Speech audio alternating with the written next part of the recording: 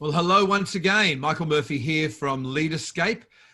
We're running hard to keep up with you guys. I've heard churches literally re-engineering their entire church in 3 days. Let me say right up front, you guys are amazing. We are very, very privileged to have the opportunity to come alongside each and every one, well, not all of you, but many people. Today, I spoke to people from South Africa, from Canada, from England, from America, Kiwis and Aussies, and wow, what a tumultuous but opportunity-filled time that we're going through right now. Who'd have thought in this season our whole aperture, our whole message was going out through a camera? That's it. We've all had, many of us have had that on the side, but this is our whole expression. And I'm delighted today to be joined by a friend, actually, of many decades, but actually one of the more eminent names in the TV/production industry in Australia. His name is Ellis. Al has worked at the top end of town and, frankly, worked at the bottom end as well. Al was a producer of the ceremonies of the Sydney 2000 Olympics. He has been a broadcaster for 20 years, 2 decades with the SBS, including producing the 3rd top-rated show for 10 years, a whole decade. Has actually worked with a number of Indigenous groups around the country, helping to understand their world and do documentaries there. And he's actually run a program totally filmed and crewed and talented by kids. So he was named in Parliament. You'll get this in a moment when I understand what I'm saying, by Julie Bishop, who was the then Education Minister, as one of the most eminent voices in broadcast education in the country. Great to have you with me right now, Al Ellis. Thanks for being with us. Thank you for that, Mike. Nice to be here. Yeah, well, we are just delighted. This is a season we've never seen before. Yeah. You know, we as churches have got used to, you know, investing money when it was the right time in purchasing a building and getting it right, millions and millions of dollars. And all of a sudden this thing's been thrust upon us. No, we're talking about spending millions of dollars, but we've got to get this right. Our whole purview, the thing that people the lens through which they see us is how we actually present through the camera in all of its various forms, in flat screen TVs, in small screen devices. It's a new day, Al. It's a new day. It is. It's a very new day, and it's not just for churches. It's for everybody. You know, this time will fundamentally change the way we communicate and the way society goes forward. But the church has its challenges, because the church has typically been a building with an audience. All right, we're not in that space now. So 100%. What are the changes? How do we communicate? It's a very important question. No, 100%. I think one of the things that, you know, when you get used to communicating in a certain way, and most, and I've heard a stack of preachers, most are very good communicators in that setting, where you've got an audience, there's feedback, whether it's 200 people or 2,000 people. That's a certain dynamic that may not translate to an audience sitting in a lounge room with their slippers and their Cheerios on their lap. Yep. So there's a fundamental difference and to unpack that, if we go back to basic communication, the theory, and what it is, I have an idea that I want to communicate. So that's where you start. But the second place that you must visit is tell me about my audience. So what's the nature of my audience? 100%. Yes. Yeah. And how are my audience going to receive that message? And then more importantly, how are they going to read the message that I deliver? And that's affected by their culture. It's affected by their mode of consumption of the media, what source is coming through. People sitting in a pew in church, looking at a minister that's maybe 50 feet away, will take a message differently to watching a YouTube screen. What is that difference? How does that relate to the rationale of how we do things? We all have a heart for God. We all want to communicate effectively. So now's the time to look at, okay, what's the rationale? How do we, what difference does it make to how we present? And there are a few really important fundamental principles that help guide the rationale for production. Well, the essence of broadcasting is storytelling, and you are a storyteller. You understand this medium, not just in the theoretical sense. I remember Hugh Mackay, I think, wrote a couple of books on communication, which were masterful. Something about the cage, or, we all talk from our cage, from our understanding and so forth. And yet people receiving it from their cage and their understanding as well. Al, because there's lots of pastors out there, some of whom they're used to doing television, many of whom who aren't. This is their first rodeo in this area. Can you just unpack some principles and some practice that might really help some pastors here? Good. Now, this time is even different for those that are used to making television, and I'll unpack the reason why. It's a very important reason why. But let me just say, when you're appearing on a screen, let's talk about mass communication. What is mass communication through a camera? Yeah. People think that it's communicating to millions of people, and it's actually not. It's intimate. It's only ever communicating with one other person. My camera here is about a meter away. So it is as if my audience, or the single person I'm talking to, is 1 meter away from where I'm standing. In a church setting, your audience is at a distance. You can and what the preacher's techniques are. They have a whole range of techniques for riveting the audience, for getting attention, to talking over here, over there. Getting everyone's attention and getting everyone's focus. Those tools and that approach is not necessarily workable, or it doesn't necessarily work when you're talking to a camera or a person that's 1 meter away. You mean if I preach at you like this, it's not actually hitting home base? It's just... Yes, absolutely. So I mean, a really simple demonstration. If you're in church and you're talking to an audience, is like this. And I've seen some examples where people are trying to do webcasts, and they're looking to other people in the crowd. Come back. That's it. So if I'm talking to you and how are you, Mike? What am I communicating? It's like that guy that looks at the top of your head when he's talking to you, and you wonder if a bird's pooped on your head or something. Yeah. So this subliminal message really is, I'm disinterested. Wow. Right? Now, none of us are disinterested. We are wanting to give the message, but whether people intentionally read that message or it's a subliminal thing, that is what they're getting. Wow. That is what they're... And another thing, if you are being demonstrative, if someone's standing a meter away and you're doing this, they're freaking out. Weird, unless you're Italian.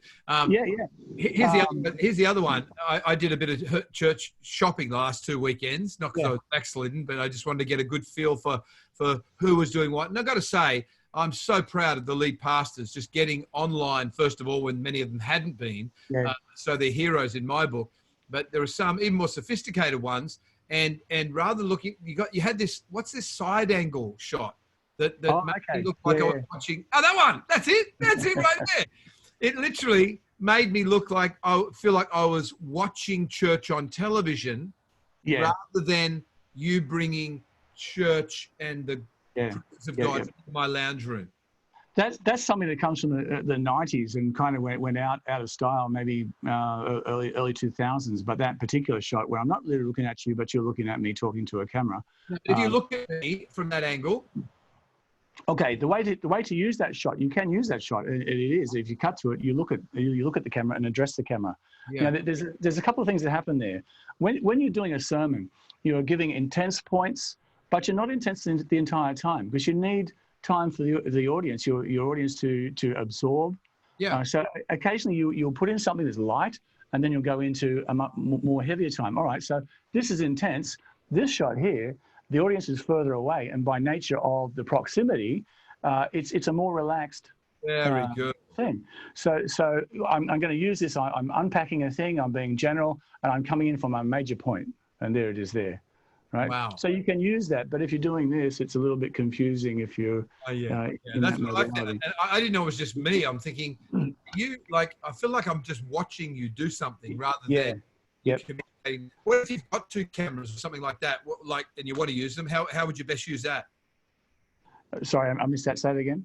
You dropped out there for a second. What if you've got 2 cameras Yeah. and you want to use them? Is there a particular way to do that? So you can use the angle, right? But my advice would be, if you are going to cut to the different shot, address the camera, turn and address it. So you have a director, the person doing the filming is actually pointing to whichever camera you're going to be using, and your eyes follow that. Right. Another approach is I had this at an angle. I could have had this underneath my other camera, but on a wider shot. Or right beside. So when you go to that wide shot, it's basically the same shot but wider. And again, that takes your viewer back at a little bit of a distance. So it gives them a bit of a breather from the intensity of what you're saying and intensity of participating. So that's sorry, go on. Yeah, that's a good thing. It's important to understand the difference in the mediums. There's this thing that we call viewing modalities. So it is, all right, how do people consume communications? So people sitting in a church will consume the communication different to someone watching a YouTube screen. People are used to seeing big events, big church services on telly, right? But there's a real difference, and the difference is in the wide shot. Right. So what you do very early on in your piece when you're doing a production is a thing called an establishing shot. So the establishing shot, when you are in a big church and the minister is going for it, establishes an audience. So the viewer, in their own modality, the modality becomes, I'm sitting in an audience watching a production of a church, right? Yes. On YouTube, that's missing. So we only have 1 camera or maybe 2 cameras. So people are seeing it with a very different approach. It's once again, it's an intimate thing, and is as if you are talking to someone a meter away. And that's the whole basic rationale. I mean the pardon me, the question would be, how does this change and impact how I approach my service? Excuse me a moment. Al's just coming out of not COVID-19, but basically a flu, and he's got a tickle in his throat. That I appreciate him very much doing this for us today. You don't get a better authority than Al Ellis to be able to speak in a very clear way from such vast industry experience. Also a believer, loves God, and really has got a real heart to see the church move forward. How you going, Al? Did you get a drink? Yeah, I'm getting there. Excuse me. Sorry, everyone. No problem. So remember, for example, remember that your person you're addressing is a meter away. So if you have that in the back of your mind, it drives your understanding of how to communicate. Mass communication is communication with one person only times millions of people that are watching it. Be gentle in your delivery, right? Don't be over demonstrative, because that scares people off. Don't shout, right? So if you're delivering a real big point, don't shout. Deliver it as if a person's a meter away. Avoid the use of collective nouns.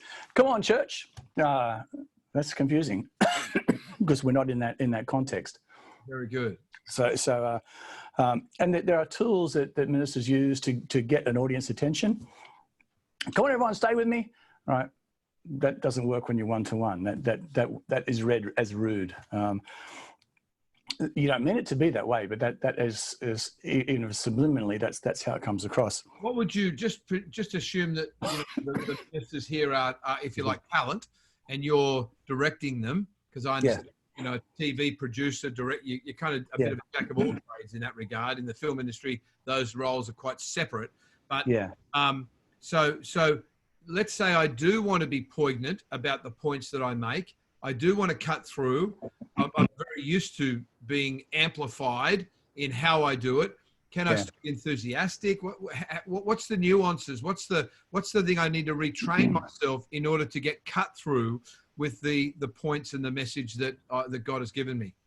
Okay, again, it's as if you're talking to someone a meter away. So you might lean into the shot and deliver it, smile a little bit quieter, deeper in your voice, and that communicates as this is the depth thing. I'm really going for the kill here. You know? Right.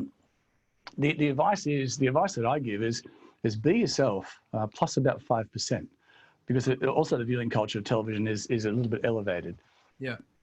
Don't elevate too much. It's about 5%. It'll get you there. Excuse me. Interestingly enough, that's in terms of millennials. A lot of churches, in large churches in the US, the lead pastors, where they're ministering a lot to millennials, have gone right away from the preachy preach. Realizing the word preach in the Bible has got nothing to do with the style. It's actually conveying good news. Yeah. And so often we kind of preachers the preach and then there's the teach. But most of the larger churches in the US, with some exceptions, obviously there are certain cultures in the US that creates, no one could say about T.D. Jakes that he's not animated, but that's a certain way of doing things. Yeah. Most have gone for more of a communication, dare I say even a conversational style, even to the entire congregation, where they use intonation, illustration, moments to really make the point. Yeah, I think the most important principle of the whole thing is your communications has to be audience centric. So in the past we have been able to. I mean, ministers grow from their first event to where they end up, getting very skillful at delivering to a crowd. Yeah. This is a different situation. Your communications has to become your audience focused. So it's audience centric. It's not me centric. It's not about what I want to say. It's about what am my audience going to hear. A real simple point to illustrate. A preacher had a really great word, and he was just really passionate about it. But he spent nights, refining it, and okay, the big day of delivery was there, and he got up and he delivered with passion. The problem is he was in the back of China where nobody spoke English, so the thing finished and everyone's going, all right. Now that's a ridiculous example, but it's not so ridiculous, because if we are not engaging with the culture of consumption of media, how are people reading my message? It's very good. We're doing the same thing, and with the same result, and with unintended results. Because for example, if you are shouting, which you would in church for effect and for getting your audience, if you're shouting at someone that's a meter away, doesn't matter what you're saying, that comes across aggressively. Yeah. And people are reading that. Now, whether they're intentionally reading that or whether it's a subliminal part of their understanding of what's happening, they are getting that impact. So it is important to understand all those sorts of principles and apply them. I think that you made a good point, Al, like at the outset there, that this honestly does need to be listener-centric. And I think those that are going to struggle most in this season are those that they don't. Again, no one would ever say I'm preacher-centric. This is how I do it.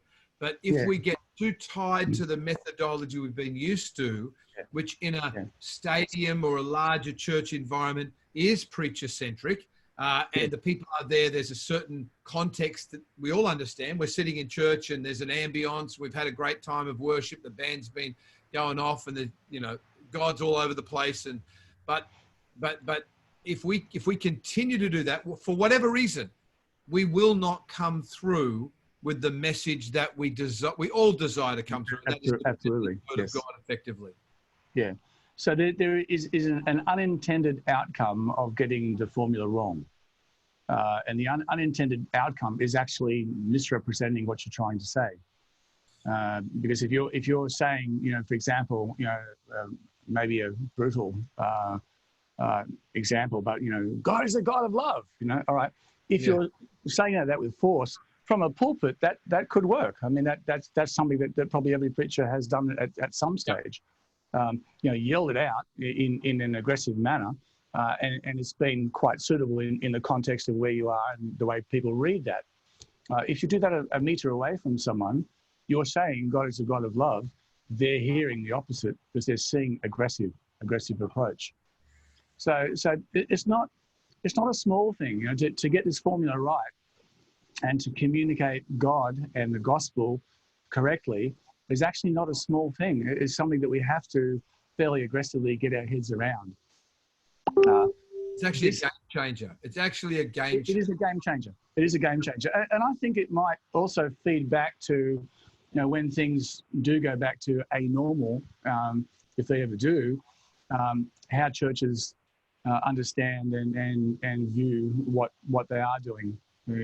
As you said, if things are message-centric or minister-centric, it misses the point. And look, honestly, the best example of that's incarnation, in my reckoning. God could have skywritten gospel message. He didn't. He actually incarnated the word and sent his son to feel all the feels, experience all the experiences, walk among us, so that he could truly, the beauty of Jesus, the man, God Jesus, is that he totally can empathize and has been tempted in every way like us. That is sinner-centric salvation. That is God positioning himself where we are rather than yelling at heaven. And interestingly enough, most of the stories about Christ, there are stories about him preaching to the masses, but most are not. Most are one-to-one interactions with people. And the messages that we get as we read the word, they're not mass messages, they're messages to individual. Beautiful. So it's a real, it's actually a special privilege to be able to think and unpack how we do this, because I think in doing this, we can learn a little bit better how to deliver who God is, who Christ is, in the way that is the reality, rather than us in the way. I want to do another piece. I don't want to do it now because I want to keep this clipped and keep it focused. But I think what's going to happen over months is that, not that we'll get sick of the sound of our voice, but I think there are going to be some changing up as we get over the hump of we're online, we're connecting with people, and again, this is not a prophecy. I think we're going to be looking for more creative ways to do it, and so you've been involved in creating live shows and almost a studio environment where there's interviews, maybe a song, and that gels together to present a really compelling experience. Still have a bit of worship, still share communion, still have the word, but I just feel like there's going to be some more changes that'll happen over the next months.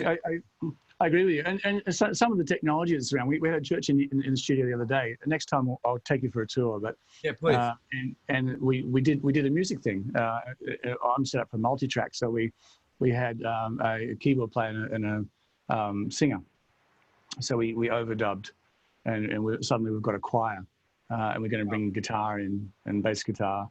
They're coming in one at a time, so they're satisfying all the requirements. But we're overdubbing, and it's sounding beautiful. That's amazing. And that particular church, we're doing things with a pulpit, with a bit of a backdrop, which is entirely appropriate, because that's what people are expecting and understanding. It's within the culture of, okay, I'm going to church, but the message delivery was very gentle. Very good. I kind of really appreciated that, because the person who was doing it was really in touch with that change, the change of the viewing modality and what that meant, how she had to adapt to that. And it was very, very, very sensitive and very, very intimate delivery. I think it will be received very well. We've talked a bit about communication, listener-centric congregation or person-centric communication, and many of the things that revolve around that whole philosophy and attitude and actually outworking behavior. Talk, Al, because you've also got a great handle on this, the technological side of things. Because obviously everything's come down in price, but there are some give us some hacks, Al, that can really, without a lot of money, really lift. Because again, let me reinforce, this is it, guys. This is our aperture. And so if we don't really focus up, frankly, in some ways, beyond our own capacity or even understanding for most of us. Some of you will be, videographers, and, I'm sure Joel Osteen, who did his training as a senior pastor, as a video guy, a TV guy. My friend Paul Cole, who runs an incredible men's ministry around the world. He was a TV producer. They don't grow on trees. There's not a whole lot of them around. And so for most of us, we're flying a bit blind, making it up as we go along. And I just want to help you by getting Al to unpack some things. And then I've got a little surprise at the end, that a little offer that we'd like to make for you, that I think could, for some of you, be a game changer, a once-off game changer. Okay, so most everyone's trying to get online. If you're trying to buy streaming hardware at the moment, you can't. It's all off the shelf. It's all gone. Yeah. There will be time when it comes back. I think people are ordering and manufacturing it as quickly as they can. But if you are fortunate enough to have a camera that will act as a web camera, that's the best option, because you can plug it into your computer, select web camera, and you're online. Things like DSLR, for example. The trick with a DSLR is you can use it if it has what we call a clean HDMI feed. So you can tell that if you can plug the HDMI into your camera, into your television set, if you can see all the little things like the exposure and stuff like that, it's not doing a clean feed, so that camera won't work. But if you find one that does work, great. Most churches do have somewhere in the building an old camera that does have an HDMI feed, and that can be used, but it has to go through a software conversion. So let me show you. All right. So for example, what I've got here is that top picture here. You can see the camera. It goes into a little converter and then goes into a computer. So that thing converts the HDMI feed into what we call an H.264 stream, which goes into your computer, and then your computer will see it as a web camera, and from there you can go live. They expect those little.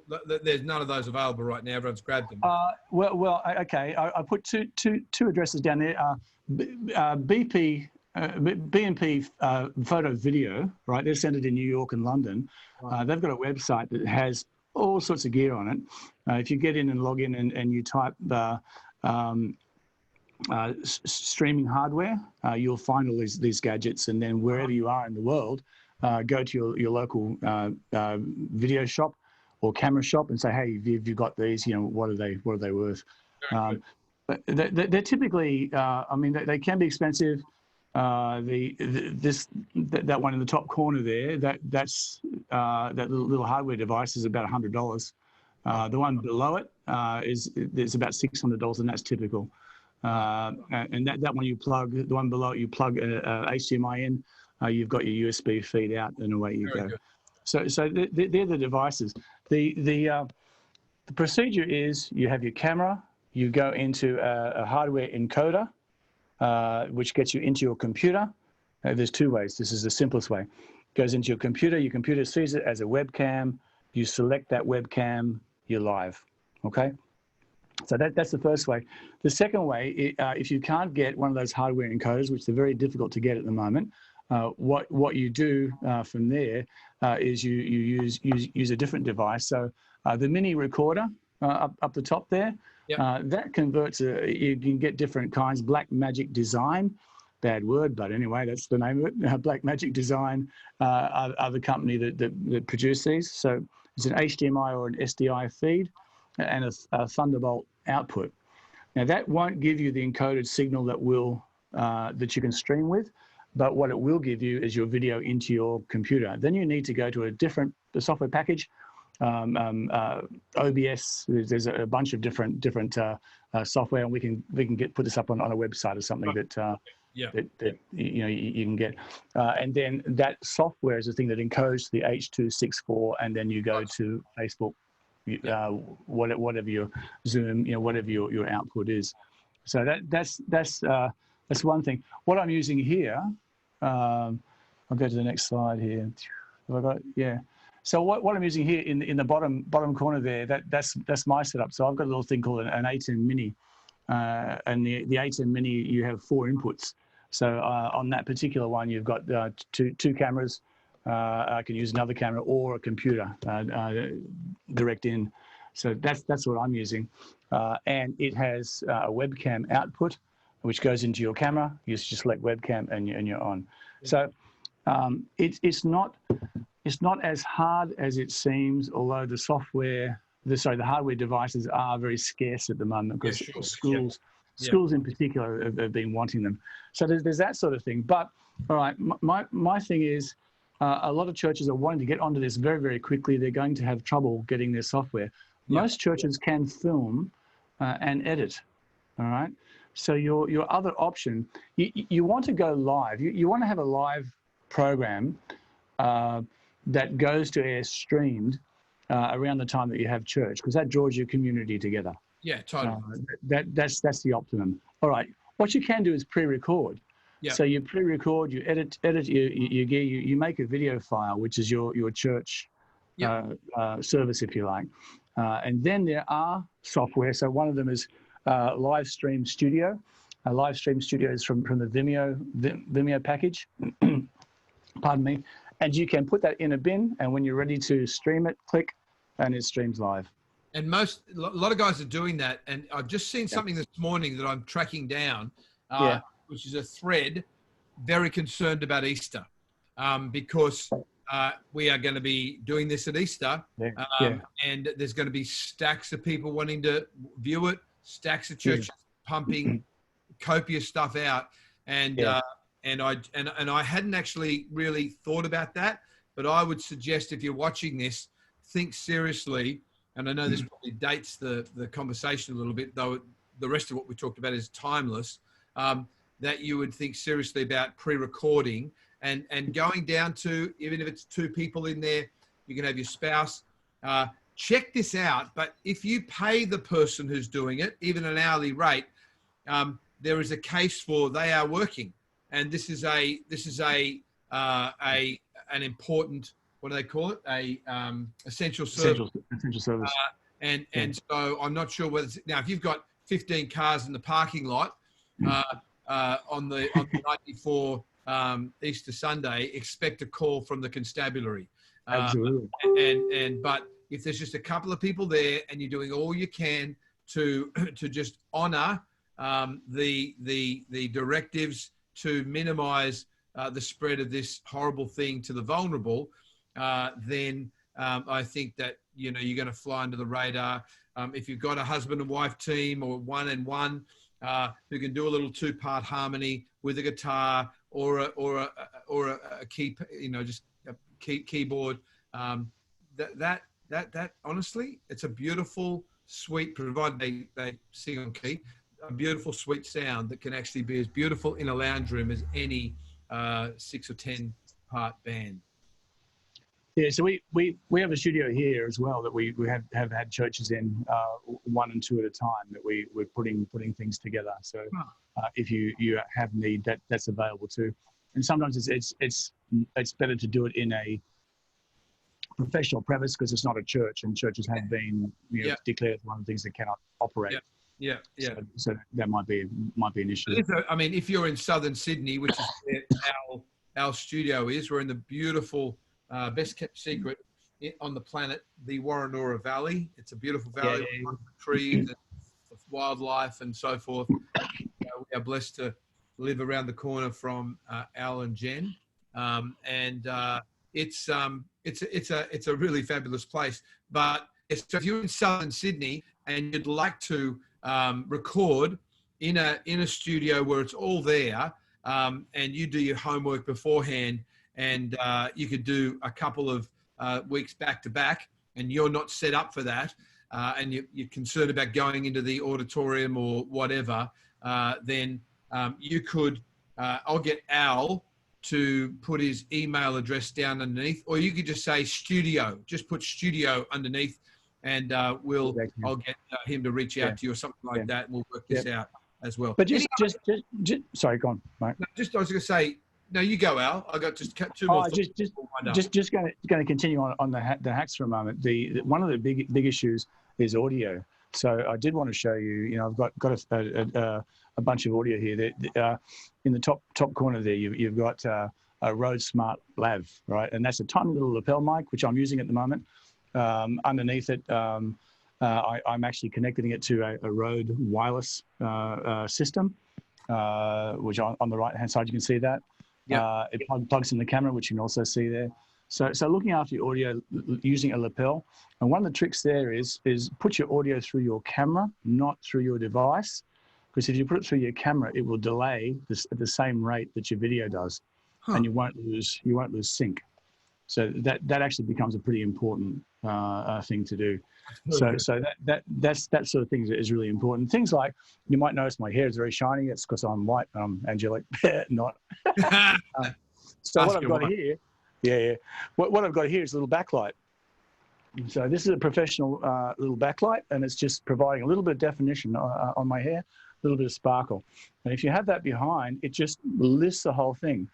Better not to have a bright backdrop, have a dark backdrop. If your predominant people have dark hair, you can use a lighter backdrop. So you want to contrast. Whatever you got, you want to contrast. Yeah. You use your available light. So, for example, I've got big windows in front of me. I've got them open. I've got a window at the side here. I've got that open. So I'm using available light. We've got a big rainstorm. My backlight right here with my light at the back. That's pretty cool. So there's all those sorts of things. Think about your backdrop. If you want to use a church type of thing, I think that's a really good thing. Maybe with a cross in the background, or if you're in the lounge room, have something there that denotes, this is a church service. Yeah. It's a different thing. We're close. You're only a meter away from me, but we're talking about God here, and we're spending time with God. Sure. So it's good to have something on the set that denotes that as well. Here's Al and I had a conversation before, and obviously he's got a heart to help. He's very eminent in his field, 3 decades of experience. You don't get this every day. But one of the things I proposed to him is, would he be prepared for any of you that are interested? Like I said, this is your aperture. This is your whole world down the camera for the next, 6 months. And so we've got to get it right. And everyone will have their opinion, but to have an industry professional, he said he'd be prepared to professionally review a limited number of services. And so if you would be interested in having a conversation about that, when we talked about how much that would be, it's ridiculous. It's in terms of accessible, and it's a once-off, or not. You can have him advise you beyond that, but you're going to get one of the best going around, helping to advise you on the nuances that, though there may be little tweaks, they'll make a whole world of difference in terms of the impact of you coming down the barrel. And so if you're interested in the studio, put studio. If you're interested in Al having a look at, say, 2 of your services, which you can just send through some Vimeo files, can you put down underneath review, and then he'll just send you a little link and talk about how that's possible. Get it back to you within a week or so, and get a very clear one-pager on shift. He's not going to mince words. Shift this, do that, don't do that. Don't wear that anymore. Get that light working. Do your hair, wash your teeth, comb iron your shirt. Get the lights in the right way. The sound was horrible. It sounded like you were in a wind tunnel. The light was just too strong. Your mode of communication, given the foundations of what he's already shared, here's his suggestion. And so I think that is an incredible opportunity for some of you here. And whether you've got 1,000 people in your church or 100, he wants to make it accessible for you. So if you're interested in that, and I want to thank you for that, Al, put review in the comments underneath. Obviously, he's not unlimited in his time, and there's hundreds and hundreds and hundreds of churches, maybe thousands, that will watch this. So Get in if you're interested. You're going to make some big decisions in the next couple of weeks, I would suggest, that are going to frame your next several months. And so get it right. The other thing that can happen is if you are doing live production, if you're about to do it and you're actually on the set doing it, you can FaceTime me. And if you have issues or you just want me to have a quick look at how you're doing it, that's probably a very good thing to do if you have things set up and happening. I may be able to help. Very good. Well, listen, Al, I really appreciate your time here today. I've no doubt this has been incredibly valuable. We'll do something maybe a little later about even creating almost a news story morning show kind of environment. If some of you would like to do that as your main Sunday kind of thing, doesn't mean not preaching, doesn't mean not having any worship, but just changing it up a little bit, keeping it fresh. Then I think that's probably another level conversation. If you're interested in the studio, put studio underneath, only if you're in Sydney. Unless you want to fly. Well, you can't fly anywhere anymore. You can walk or drive. So really southern Sydney or Sydney, he would provide a slot, if he has it, to either come in and do some multi-tracking, worship, your word, whatever, create a little set. And if you'd like, interested in applying for Al to, Al and Ellis, I call him Al, to review what you've done, maybe a couple of services, then put review in the comments underneath. Any final words, Al? Really appreciate you being with us, mate. The final words is, it's an interesting time. Stay well, look after yourselves, look after the people around you. Take this as a great opportunity. I think it's a really good opportunity to unpack and to analyze what we do. Be yourself. Plus 5%. Remember, your audience is standing a meter away from you, and you'll be right. You'll get it right. Thanks, Al. Really appreciate it. God bless. God bless.